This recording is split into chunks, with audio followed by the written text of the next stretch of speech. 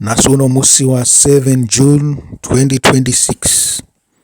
Ngatitarisei pana 2 Timoti 4 pakanyorwa pachinzi ndinokurayira pamberi paMwari naKristu Jesu achatonga vapenyu navakafa uye pamusoro pokuonekwa kwake noushe hwake kuti paridza shoko ugare wakagadzirira panguva yakafanira kunyange sakafanira rayira tsiura uye ukurudzire nomwoyo murefu zvikuru uye nokudzidzisa zvakanaka. Amen. Tava nesvondo mberi tabva pamusi wePentecost, musi wokuburuka kwomweya mutsvene. Tinoda kuparidza pamusoro pemashoko iwawa, asi ngatimbotanga tambonotarisa kune zvimwe zvinyorwa tichienda pana Ruka 10 inoverengwa ichiti, shure kwaizvozvo Ishe akagadza vamwe 40 akavatuma achiita vaviri pamberi pake kumaguta nokunzvimbo dzose kwaakanga achizoenda. Full stop. Amen. Munoziva kuti pane mamwe mabhaibheri akanyorwa kunzi 42 here? Ichokwadi here ichocho? Kana kuti rangu chete ndo risina kudaro? Pana Ruka 10 ipapapo. Okay, atende zviri pavhesi 2. Akati kwavari, kukohwa kukuru asi vashandi vashoma. Naizvozvo kumbirai kuna She wokukohwa kuti atume vashandi mumunda wake wokukohwa. Endai, ndiri kukutumai samakwayana pakati pamapere. Musatora chikwama kana hombodo kana shangu uye musakwazisa munhu panzira. Amen. Musatora chikwama kana hombodo kana shangu uye musakwazisa munhu panzira. Amen. Zvingareve chii? Zvichida zvinoreva kuti usange usina kugadzirira, nokuti wakagadzirira kare nei nomweya mutsvene. Usatarisire kuti unozoparidza musi wakati, unozoparidza nguva yakati. Zvikanzi nguva yose zvayo unofanirwa kunge wakagadzirira chii? Kuparidza. Sezvatanzwa kunani? Kuna Timotiyo, kuna 2 Timoti 4 ndizvozvo. 2 Timoti 4. Tichiendera mberi pana Ruka 10 verse 5.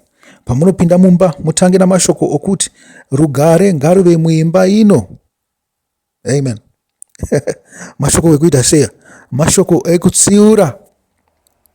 Zvino imi chimbozvifungai pamunenge muchifamba panzira, pamunosangana nevanhu vamunenge muchida kuparidzira, makataura mashoko akadai, zvingareve chii? Kuti rugare ngaruve pamuri sezvinoita MaPostori aya. Chengoti MaPostori anongogumira ipapo, haazoparidza. Muri kuzvinzwa? Kana mati rugare ngaruve pamuri, hamusi kugumira ipapo, asi muri kuti tauya namashoko orugare, tauya namashoko oruponeso, tauya neinonzi good news. Muri kuzvinzwa? Saka pamunoona munhu wose muchida kumuparidzira motanga mati rugare ngaruve kwamuri, nekuti takatumwa kunoparidza antu. Tichaenda pamberi apo tichanonzwa kunzi takatumwa kunoparidza. Iko zvino zvakambotuma vane 40. Chimwe chinhu chamunofanira kutarisa ipapo ndechekuti 40 sezvakanyorwa mubhaibheri rino randinaro reBDSC, rinobva paU version Shona. Zvinonzi wakatanga nevadzidzi vangani? 12 hanti ndivo vadzidzi vake chaivo. Asi zvikunzi akazotuma pamusoro paivavo vakanga varipo kare 40 aya. Amen. Saka zvinoreva kuti anga ane 72. Asi makazvitorawo chaizvo kuti 12 anopinda kangani muna 70. 12 anopinda mangani muna 70? Anoti 5 times, hanti? 5 times. Tumboita macalculations edu. Tikati 12 plus 70 82. Asi 12 into 70 5 times. Yatigumira ipapo tisataure zvakawanda. Kana munhu worugare arimo, amen. Zvanzi kana mukati memunhu uyu muno mweya waMwari, rugare rwenyu ruchazorora pamusoro pake. Amen. Zviri kuzadzisa shoko rekuti chiko? kune vanhu vakatosarudzwa kudhara vanofanirwa kunzwa shoko kuti vadzoke kuna Mwari. Haazi munhu wose achagamuchira shoko. Kune vamwe vasina rugare vakafanira kuparara. Naizvozvo vanhu havazi venyu, vanhu ndavamwari. Imi hakuna munhu kana mumwe chete wamunounza kuchechi. Hakuna munhu wamunotendeutsa. Mwari ndiye anotendeutsa. Shoko rake ndiro rinotendeutsa. Imi chete kungotaura kuti rugare ngaruve muimba ino, rugare ngaruve mamuri. Kana rugare rurimo ruchadayira ruri mukati imomo, kuti tiri pano isu tinofanirwa kuponeswa tigoenda kudenga. Asi kana rusimo, muchanzwa wotanga kutukirira, wotanga kusvora, wotanga kutaura zvisina basa. Murikuzvinzwa? Kana zvikasadaro muchadzokera kwamuri. Kana zvikasadaro ruchadzokera kwamuri. Zvikanzi rugare rwaenda rwakanopinda mukati umu, rwakaona musina chirimo, musina wekwaro, rikanzi rikabva radzokera kwamuri. Zvinoda kuti munhu uyu haatendeuke, nekuti munhu wose akaita sei? Seimba. Muri kuzvinzwa? Handidi kunzwa munhu anotaura kuti kuparidza kunonetsa. Kuparidza hakunetse. Vanhu ndo vasingade kuparidza nokuti havazive kuparidzira. Muri kuzvinzwa? Vanoda kukakanharo navanhu vasina basa. Verse 7. Garai muimba iyoyo muchidya nokunwa zvose zvavanokupai, nokuti mubati akafanirwa nomubayiro wake. Musapota-pota nedzimba. Amen. Ko zvino izvi tingagozviti kudya chaiko here kwesadza nomuriwo, sadza nenyama, kana kuti chingwa netii? Muri kuzvinzwa? Aiwa, uku kugovana mashoko. Muri kupanzwa kapa? Wekutanga ane rugare ndiye waunogoverana namashoko, ndiye waunodzidzisana naye. Todzokera panani? Pana 2 Timoti 4. Zvichinzi, ndinokurayira pamberi paMwari naKristu Jesu achatonga vapenyu navakafa, uye pamusoro pokuonekwa kwake noushe hwake kuti. Muri kupanzwa? Mupenyu ndiani rugare ruri mukati make. Asi kana muchimbonzwa zvinotaurwa pamusoro pemavhokano zvezvi, zvinonzi vhokano inenge richi dormant, haisi kufashaira. Asi kana pane katriga karipo, hanzi inotanga kufashaira nokuputika, nokupfuura mazitombo mudenga, nokutubuka zvinopisa, nokubuditsa hutsi kana kuti dust. Munozvinzwa? Ndizvo zviri kutaurwa apa. Kana mune rugare muchagovana nomunhu iyeye muchidzidzisana naye, nokuti shoko riri pana 2 Timoti 4 rinoti, paridza shoko ugare wakagadzirira panguva yakafanira, kunyange isakafanira rayira. Amen. Munofanirwa kurayira. Tsiura, munofanirwa kutsiura. Uye ukurudzire nomwoyo murefu zvikuru, uye nokudzidzisa zvakanaka. Kukurudzira ivo vanenge vakaneta, vasine simba, vasiri kuziva. Zvikanzi muchidzidzisawo zvakanaka, nokuti nguva ichasvika vanhu pavacharamba kuteerera dzidziso yakarurama. Amen. Apa hope kuti hazvisi kutaurwa kunzi ticharashikirwa navaifanirwa kunge vachiponeswa. Muri kupanzwa? Zvikanzi asi vachida zvinovafadza ivo. Zvino kana shoko iri rabataniswa rose riri pana 2 Timoti 4 verse 3, tinenge zvakutaura kunzi pane kamukana karipo kekuti ivo vane rugare mukati mavo vachatendeuka. Asi pachasvika nguva yekuti vanenge vaodzwa, vatendivara, vasisakwanise kutendeuka. Muri kupanzwa kapa? Zvikanzi asi vachida zvinofadza ivo. Ndo zvaita vanhu venyika ino, venyika yapasi rose, vanotsvaga kuzvifadza mari nokuzvikudza. Murikuzvinzwa? Naivo vanoparidza vane hwipi varipo pasi pano, nekuti vakatoonawo mukana, vakatoona kuti aiwa, kuparidza uku kunototiunzirawo mari uku. Naizvozvo varipo pakuchengeta vanhu, havazipo pakuita sei, pakurayira, pakutsiura, kana kuita sei, kukurudzira, kana kudzidzisa zvakanaka. Hazvisi pavari izvozvo izvo. Vanoita kunge vane umwari vachiuya kwauri, asi chinangwa chavo ndechekuda kupinda muhomwe dzavo kana muhomwe yako, kuti vazviitire chipfuma. Ugare uchivashandira, vakubata senhapwa, vanokubata nehuroyi hwavo. nokuti nguva ichasvika vanhu pavacharamba kuteerera dzidziso yakarurama, asi vachida zvinovafadza ivo vachazviunganidzira vadzidzisi vazhinji kuti vadzidzise zvinodiwa nenzeve dzavo. Amen. Hama dzangu, tiri pamakore enguva iyi. Zvaiparidzwana naPauro taakuzviona nemeso edu, taakuzvinzwa nenzeve dzedu.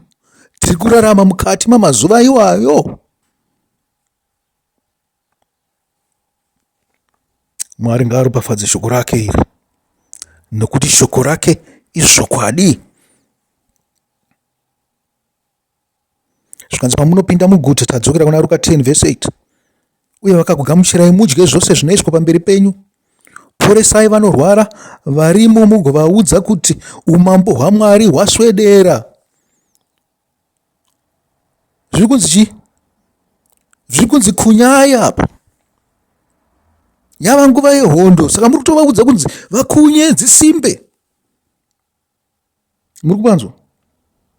Kana vachikunya mabhurugwa avo, kana vachikunya matrousers avo, kana vachikunya mashati avo, vakutogadzirira hondo kana kuti vakutogadzirira basa.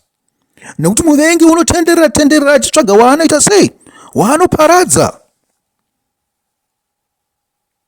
Muri kuzvinzwa? Zvikanzi ndiwo mazuva atiri aya. Vamwe vakatoodzwa vafanirwa kunge vachiponeswa, hatichakwanisa kuvarikavha ivavo, uye zvatingapedzere nguva pavari. Basa iguru sezvazataurwa pamuna vhesi 1 na 2 apo. Vhesi 2 inoti, akati kwavari kukohwa kukuru, asi vashandi vashoma. Zvino kana tiri vashandi vashoma, tichaswera tichitambudzana nezvinonetsa here? Aiwa, tichangokumbira kuti vakohwi vaite se vawanzwe, tipote tichinamatirana.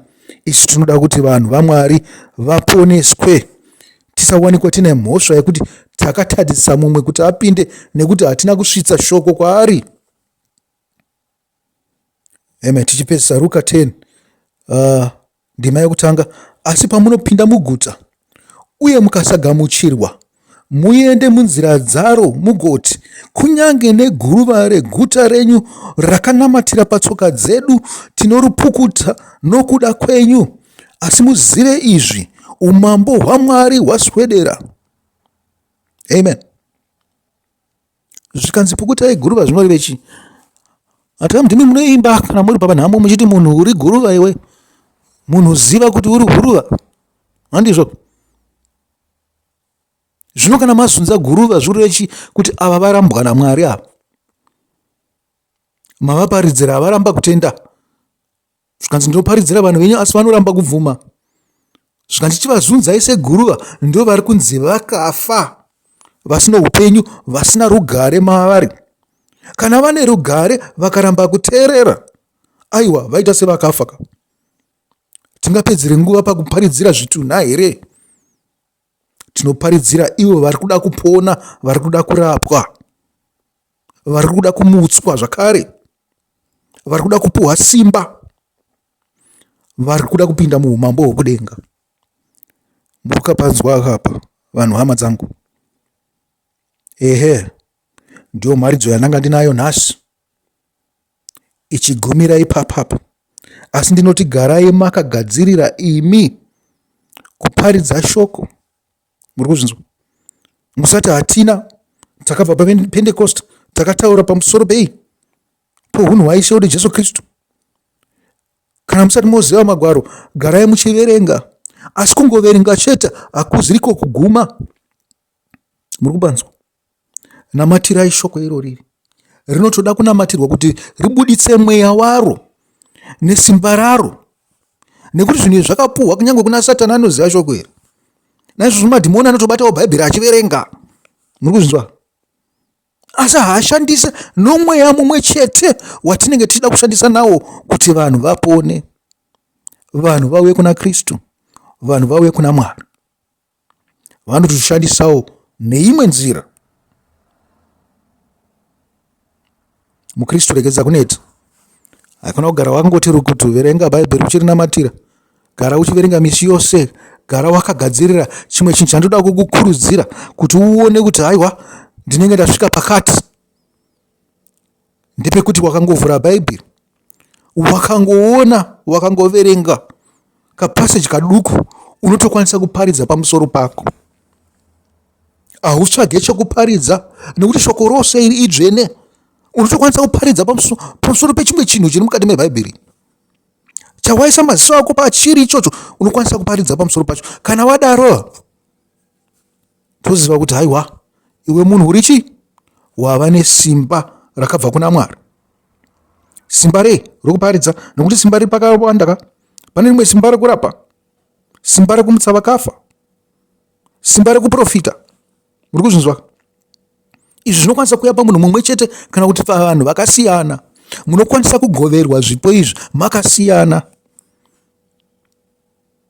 Asi tiri kukurudzira ichi ndicho chikuru, yambiro yatinofanirwa kupa kune ivavo vachine rugare mavari, vangaponeswa. Hama dzangu, ndinoti muve nesvondo yakanaka pamberi apa. Mwari akuropafadzei, muite vanhu kwavo. Ndichaparidza zvangu pamusoro pemuparidzi chiparidzo kana kuti chidzidziso chesvondo. Svondo ndichireva wiki, ndisingareve Sunday. Tichataura pamusoro pazvo zvedu nerimwe gore kana neimwe nguva kana Mwari awana kuti zviri necessary kuti ndikuparidzire. Asi kwanhasi apa, Mwari ngaakupei simba. Ngatipote tichinamatirana. Haikona kungoti haiwa ndinofanirwa kukunamatira imimi. Haikona kungoti ndinofanirwa kunge ndichingokuropafadza imimi. Munofanirwa kuropafadza kana niniwo mufundisi wenyu, nekundiblesawo, nekundinamatirawo. Muri kuzvinzwa? Hapana munhu asingapindwe nokuyedzwa. Hapana munhu asingakundwe. Muri kunzwa? Nekuti Satani chinofamba chichiita sei? Chichida kuparadza. Chakangowana mukana chete chinoziya chaparadza.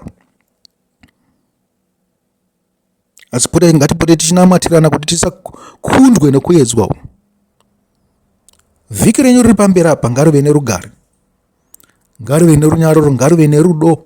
Mugare muri pedyo kuna Mwari, musiri kure naye. Muchiti haiwa takabva svondo nezuro tako unofa daya zvedu takuita zvose zvatinenge tida. Garai muri pedyo naMwari, muchisundidzira kuna Mwari uku. Ndiko munofanirwa kutambira. Munoda kurarama, munoda kuita mabhindo uko. Asi garai muri pedyo naMwari. Garai muchirangarira kuti Ishe akatarisa nguva dzose. Zvino uchaita neukeresiya here uri pamberi paIshe? Uchaita neukeresiya uri pamberi paMwari? Uchaita neukeresiya Mwari aripo here? Aiwa, ndiri kuti keresiya kwete sezita remunhu, ndiri kuti keresiya secareless. Vamwe vakazotadza kundinzwisisa ipapo. Muri kuzvinzwa? Mwari ngaakuropafadzei, akuchengetei, tigosangana zvakare vhiki rinouya tine rugare. Chisarai.